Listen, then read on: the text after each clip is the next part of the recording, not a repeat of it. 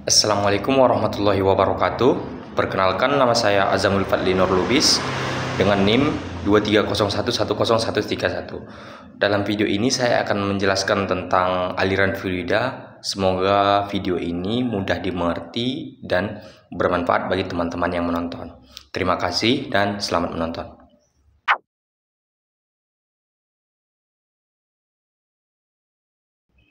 Selanjutnya saya akan menjelaskan tentang apa sih itu aliran fluida.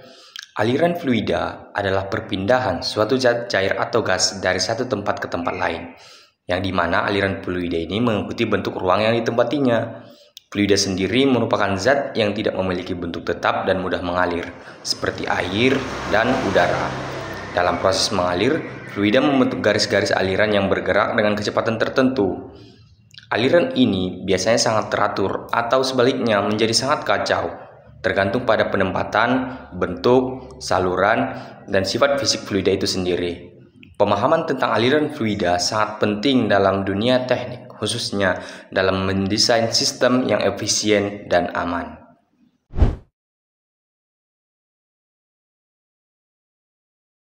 Nah, selanjutnya saya akan menjelaskan tentang jenis aliran fluida, yang dimana aliran fluida dibagi menjadi 3 jenis utama. Yang pertama yaitu aliran laminar, adalah aliran yang sangat teratur di mana partikel fluida bergerak sejajar tanpa saling berpotongan. Aliran ini biasanya terjadi pada kecepatan rendah dan di saluran yang sempit.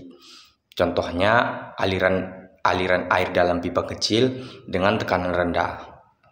Yang kedua yaitu aliran turbulen. Aliran turbulen adalah aliran kacau dengan pola acak di mana partikel saling bertabrakan dan gerak tidak stabil. Biasanya terjadi pada kecepatan tinggi atau saluran yang besar seperti air sungai yang deras. Dan yang ketiga ada yang disebut dengan aliran transisi, yang merupakan aliran peralihan dari laminar ke turbulen. Terjadi pada kondisi di mana kecepatan dan gaya-gaya yang bekerja pada fluida mulai berubah signifikan. Memahami jenis aliran ini sangat penting dalam merancang sistem perpipaan dan infrastruktur pada teknik.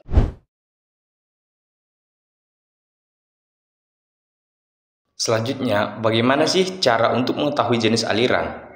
Untuk mengetahuinya, kita perlu menggunakan yang disebut dengan Reynolds number. Reynolds number ini adalah rasio antara gaya inersia dan gaya viskos.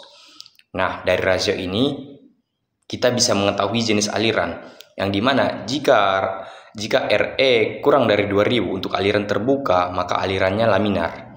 Jika RE lebih besar dari 12.500, maka alirannya turbulen.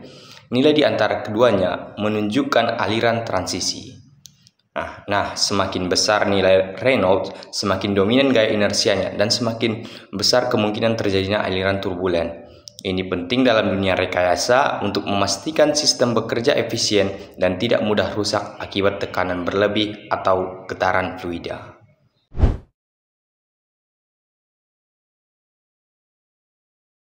Selanjutnya ada juga yang disebut dengan hukum kontinuitas. Hukum kontinuitas menyatakan bahwa untuk fluida yang tidak dapat dimanfaatkan, debit aliran harus tetap konstan di seluruh penambang saluran. Artinya, jumlah fluida yang masuk ke satu ujung pipa atau 1 detik harus sama dengan yang keluar dari ujung lainnya. Secara sistematis kita sebutkan A1 kali V1 sama dengan A2 kali V2, yang dimana A adalah luas penampang dan V adalah kecepatan aliran. Jadi, jika pipa menyempit, kecepatan aliran akan meningkat dan sebaliknya. Contoh nyata dari hukum ini bisa kita lihat saat kita menekan ujung selang air. Saat lubang sempit, air menyembur lebih kencang. Prinsip ini juga digunakan pada nozzle jet, yang dimana digunakan dalam semprotan pembersihan kendaraan dan berbagai sistem pipa bertekan.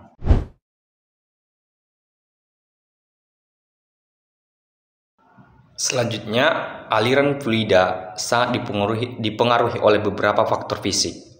Antara lain yaitu yang pertama, viskositas, yang dimana viskositas adalah tingkat kekentalan fluida. Semakin kental, alirannya akan semakin lambat. Yang kedua yaitu tekanan, yang dimana memberi gaya pendorong yang mempengaruhi kecepatan aliran. Dan yang ketiga yang disebut dengan densitas atau massa jenis, menentukan beberapa besar gaya inersia yang bekerja pada fluida. Dan yang keempat yaitu geometri saluran, yaitu bentuk dan ukuran saluran bisa mempercepat atau memperlambat aliran. Keempat faktor ini saling berkaitan dan sangat penting dalam proses desain sistem aliran, baik di laboratorium maupun di lapangan, seperti sistem irigasi ataupun jaringan air bersih.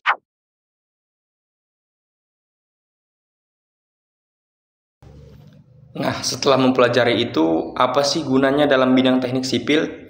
Dalam bidang teknik sipil, aliran fluida memiliki banyak aplikasi penting, seperti merancang sistem pipa dan drainase, merancang bendungan dan tangki air, sistem irigasi dan pengendalian banjir, sistem air bersih dan pengolahan limbah, dan juga hingga ke sistem ventilasi, pemanas, dan pendingin udara di dalam gedung.